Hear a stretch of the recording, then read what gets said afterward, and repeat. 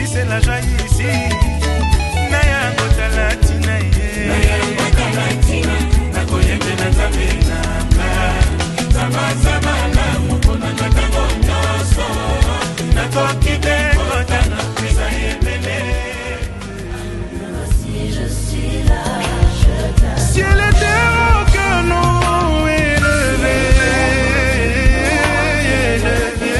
plus que toi, Si je suis là, je suis là. Je suis désolé, namolili jamais yokomonanga. Zambe mokoku azane toujours numéro 1. Dans la pinga na kotika yete. Non, non, non, non, ça vaut pas la peine. Pourquoi m'arrêter? Plein de rêves et de promesses non réalisées. Mokele seka kengai, pongana landi yo, babenga kinga zobai, balobinga izere. Metala, bakomyo banga, bakomyo kima, boyondo nzambo zali. Metala, abesinga valer, natinga misena. Father, without you I will be drowned. Your presence is all I need. Sur la pierre je veux me reposer.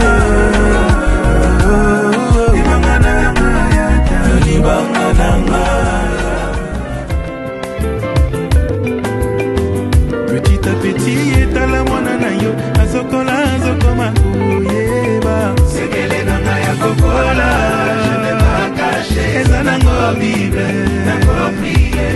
Les hommes de la kokola, sur la bolingo, et mieti. Mon âme, entends,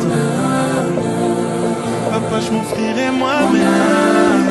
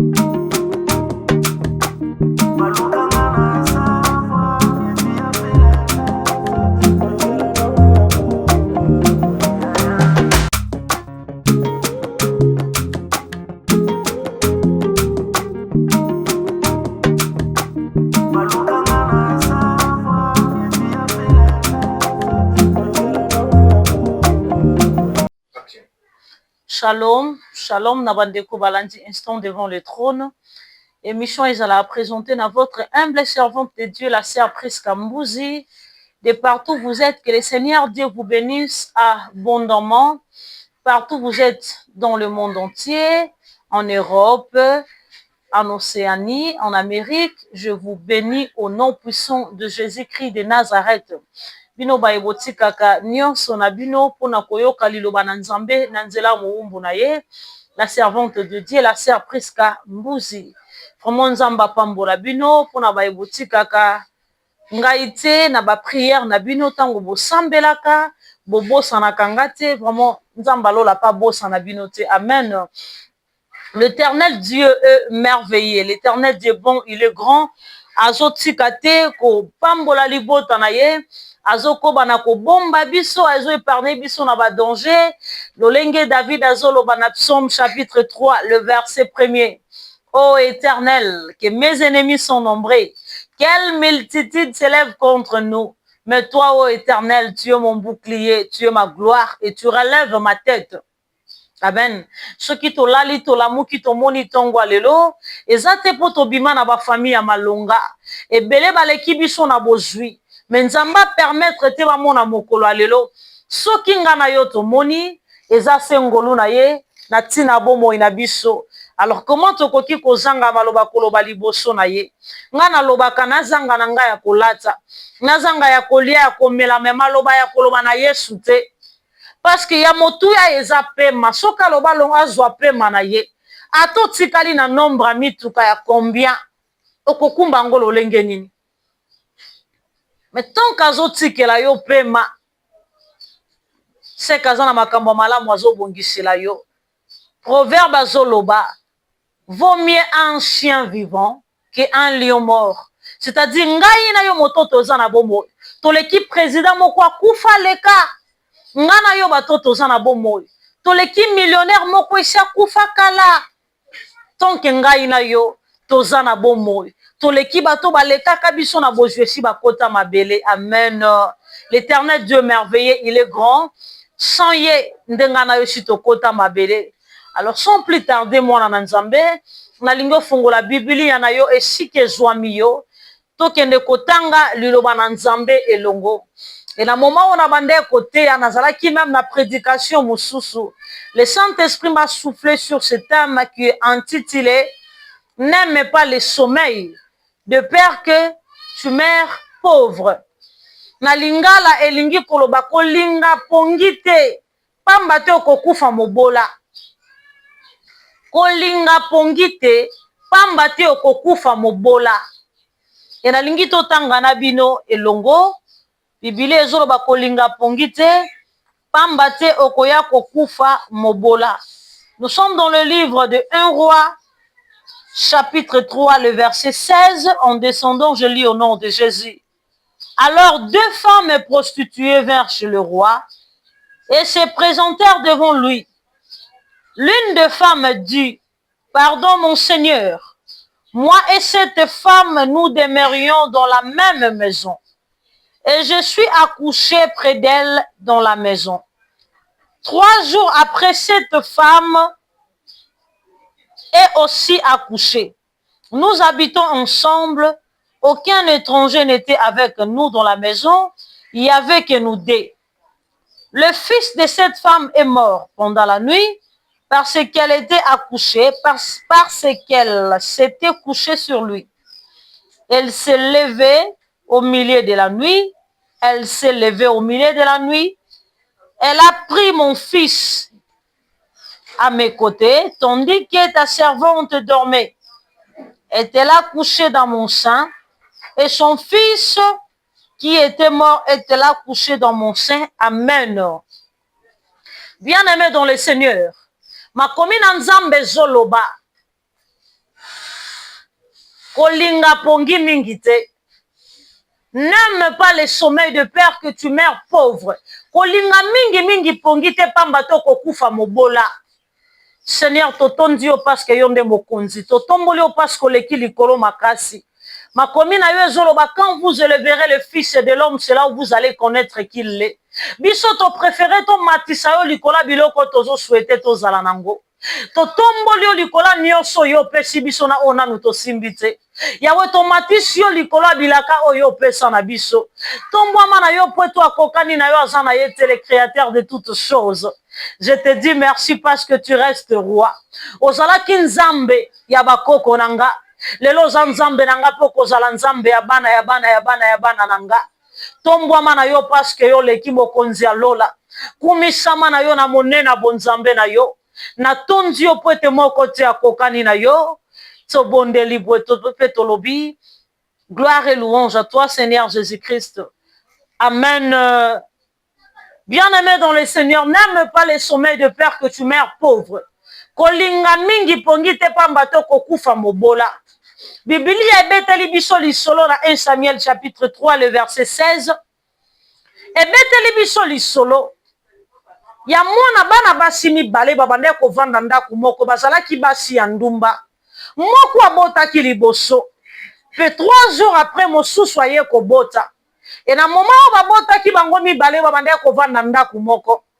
moko bandaki kolala mabe alaleli mwana na ye pe mwana kufi alamuki na katikati ya butu bien aimé aye kotala moninga alalaki profondément azwi mwana na ye ya kokufa achange moninga pe achange bilamba na moma oyo balali kino na tongo moninga alamuki na tongo atala mwana observe mwana bien mwana ya kokufa me atali alobi oyo eza mwana onga nabotaki te atali elongi na ye bien alobi me oyo eza mwana na ngai te babandi kowelana na ye mwana oyo eza mwana na ngai eza mwana na nga ya yo eyo ya kokufa no oyo aza ya kokufa nde aza ya yo nde ochange nga mwana lokola babandaki kobendana bango mibale baki kose retrouver par roi Salomo et tobosana te ntango roi Salomo azwiki bokonzi asengaki nzambe pas grand chose alobaki na nzambe accorde-moi la sagesse ainsi que l'intelligence mpo nayeba koma nakoki kodirige royaume oyo mpe nzambe atalaki abakiselaki ye bokonzi abakiselaki ye bozwi s'il vous plaît Salomo na doué de sagesse oyo nzambe apesaki ye ntango basi mibale ya ndumba base présente liboso na ye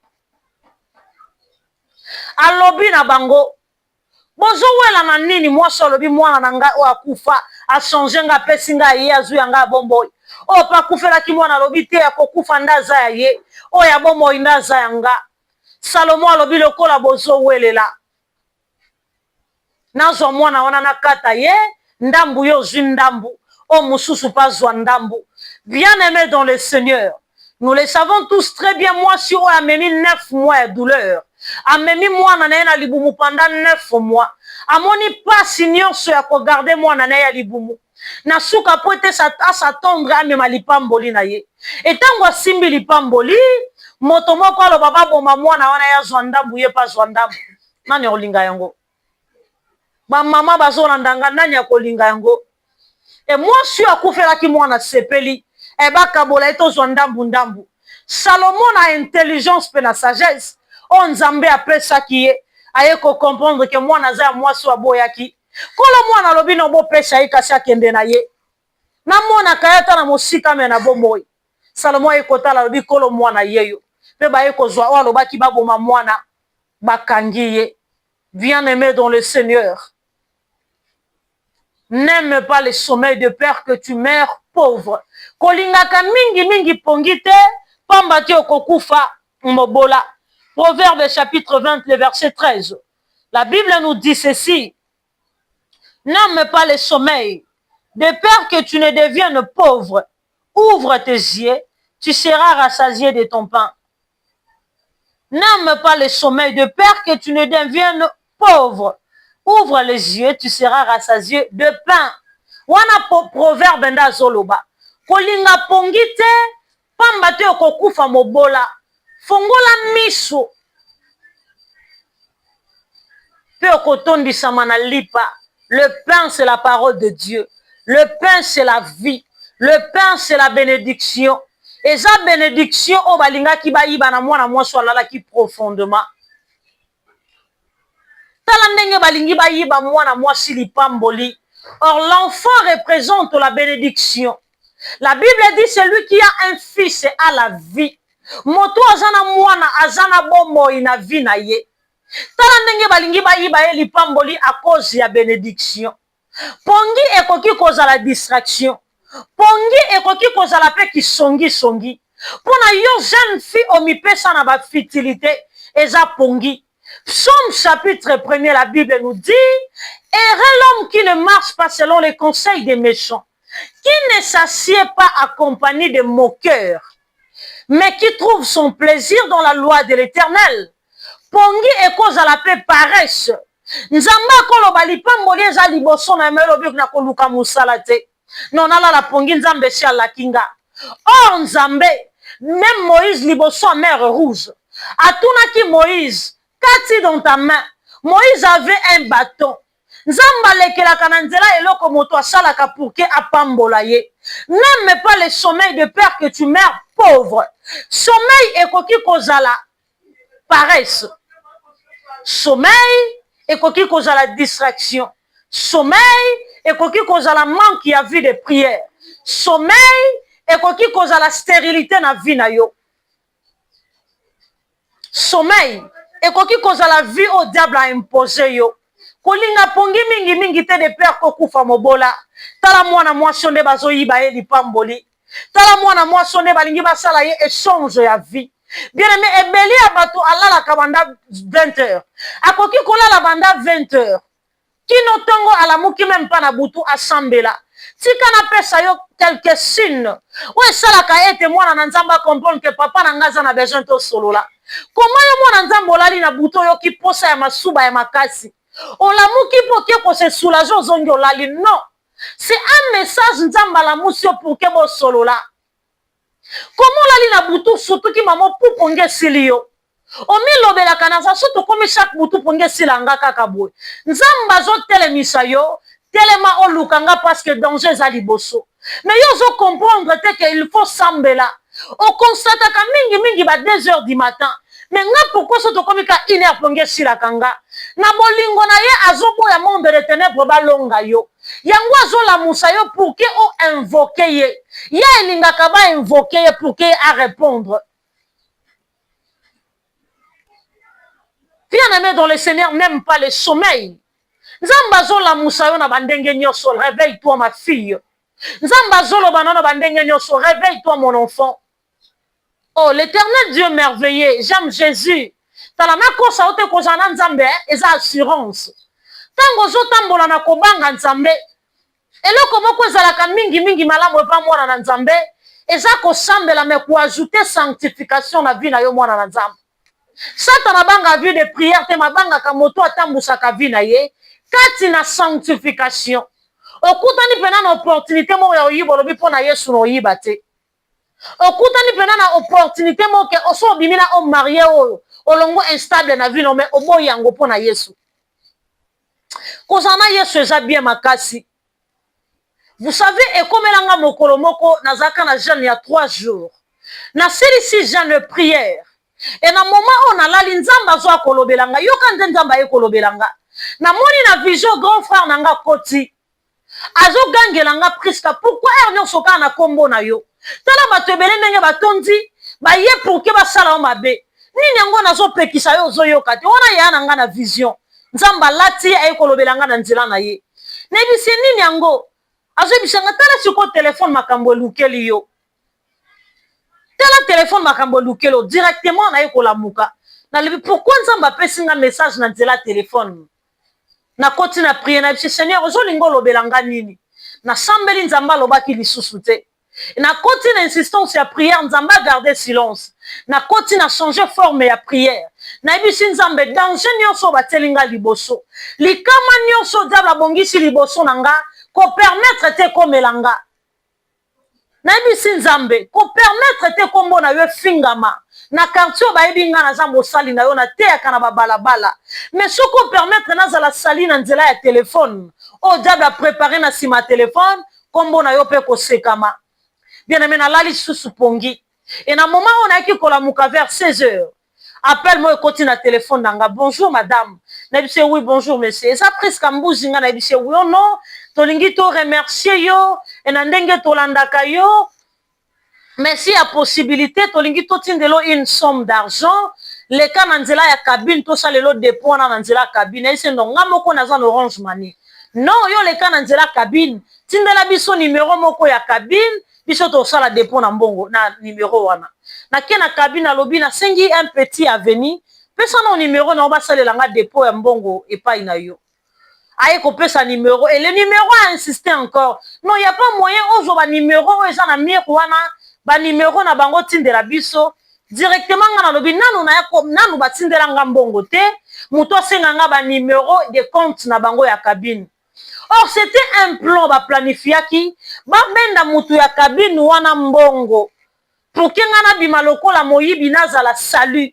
Bien aimé, Dieu ne permettra jamais que moto azotambola kati na sanctification azala humilié directement na kati téléphone na bandi ko expliquer mukolo kabine bisingo surprise ka oyebi na yote alingenda yibanga mbongo omoni soko zwa kika ba numéro na nga weza na mire otindi mbongo nyonso eza kati sa téléphone na nga linga kazwango ingana lingena kanga na ngana lobeza ba jeune abino mais nzamba permettre te tala ndenge na lingena zala salut tant kozotambola na kobanga nzambe diable soki aluki yo na butu azwi yo te akoleka même na nzela bapropre sang na yo, c'est-à-dire bandeko na yo libota na yo soki azwi yo te akoleka na nzela bato boza lopangu moko baconnaissance akoluku na bandenge nyonso pour ka nuire yo. Mais si tu es dans la sanctification, mais soki oza moto akolalaka pongi te okokufa mobola te. Amen. Nzambe ayaka toujours koprévenir na bana na ye, nzambe ayaka toujours koloba, atikaka te kombo na ye fingisama, ayaka kolobela bato bamesana na pongi te, bato babima na distraction, bato balamuka na esprit, bato balukaka ye na mozindo, bato barevolta esprit na bango na nzela ya losambo, bato baloba non, ça ce n'est pas ma vie. Pourquoi ça? Vie nini oyo? Mama azalaki aboy, nga pe kaka aboy, koko awuta boy, me nga na vie na nga boy te. Ne bato abongo nzamba lingaka. Réveille-toi, n'aime pas le sommeil, de peur que tu ne meurs pauvre. Tala ndenge mwana moso balinga ba iba ye lipamboli. Mwana linga kende kaka boy. Mwana waza lipamboli pona ye. Tika nzamba lola bimiso na ba distraction. Tika nzamba lola akabolo na voix nyonso. Voix nyonso ozo memelo pongi na vie pour que lipamboli eleka yo. Satan amoni ke olingo zwa mobali moko ya bien. Atindelo un homme marié pour qu'embryo lipamboli eleka. Mais ozo comprendre te mwana na nzamba talaka le présent talaka lobby. Mona musika parce que oza mwana na nzambe. Mona musika parce que oza mwana na nzambe. N'aime pas le sommeil de peur que tu ne meurs pauvre. Soki Joseph azalaki moto akoluka nzambe te malingaki a comprendre te ke nzela wana eza nzela o nzambe azolekela. Mwana nzambe aza moto alinga mingi pongi te olali mukie osambeli mukie ata ozotambola ozosambela mwana nzambe asambelaka bisika nyonso azotambola aevitaka oyo nyonso eza pongi na bomoi na ye. Nzambe alola apambola yo. Ozwi ngolu ya koyoka liloba oyo zinda lisusu, ozwi ngolu ya koyoka nga, ozwi ngolu ya kozwa grâce. Ngolu yango wana nde grâce na lingala, ozwi ngolu yango wana nde grâce na français, je m'excuse. Yo moto ozwi grâce ya koyoka liloba oyo. Que le Seigneur Dieu t'assiste. N'aime pas le sommeil de peur que tu meurs pauvre. Nzamba lola ibini na obongisa pona vie na yo. Kanga miso to sambela. Nous te disons merci Jésus. Merci Seigneur. Nous te disons merci Yahweh. Merci Seigneur. Nous te disons merci Yahweh. Merci Seigneur. Nous te disons merci Yahweh. Merci Seigneur. Nous te disons merci parce que tu es le Père, le Papa le plus responsable. Mobateli Yabaeba Boakama, le Père des orphelins, le mari de veuves. Le Seigneur Dieu qui aime ses enfants. Nous te bénissons parce que tu ne cesses de nous bénir. Nous te bénissons parce que tu restes roi. Totombolio parce que yo mokonzi, mo pesi na nyonso, mo longolisoni, mo sali abikamwa, mo futi ya bae nyonso, balukaka yo. Tokabi mokola lelo na se anguya ya bonzambe na yo. To recommande mabota na biso na se aloboko na yo. Zala nzambe ya mabota na biso. Zala nzambe ya bandeko na biso, batela ba famille na biso, épargner bandeko na biso à cause na biso. Lolengo kendaki ko épargner l'autre tango linga ko boma Sodome et Gomorrhe à cause ya alliance au sala na Abraham.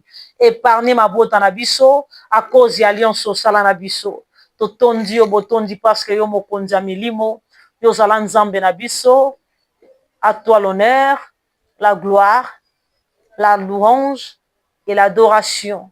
Sois loué à jamais, sois loué à l'infini, sois loué à perpétuité. Toi qui sieds au milieu de la louange et de l'adoration, nous te disons merci Seigneur Jésus-Christ. Amen. Que le Seigneur Dieu nous bénisse. Abonnez-vous massivement sur Basse et Média Télévision et découvrez de très bonnes choses dans le Seigneur. La chaîne à laquelle nous parlons concernant notre Dieu Jésus-Christ, qui est notre Seigneur et Sauveur. Abonnez-vous massivement, vous ne serez pas déçus. En tout cas, vous allez dessus. Je vous rassure que vous allez décider. Ici, on parle que de la vérité. On parle que de la vérité. On parle que de la vérité, rien que la vérité. En vérité, je vous l'ai dit, abonnez-vous massivement et vous ne serez pas déçus. En tout cas, beaucoup c'est là parce que yesozo tikala nzambe, yesozo zolokumu, yesozo mata, yesozo tombwama, awa tozo lobelande komo na Yesu, sans flatterie, sans épices et sans soki pilipili na mungwa, mais tozo lobelande bo solo mekati na Yesu. En tout cas, abonnez-vous et vous ne serez pas déçus avec votre humble servante de Dieu, la sœur Priska Mbuzi. Vous ne serez jamais déçus parce que l'Éternel reste roi. Que le Seigneur vous bénisse. À la prochaine.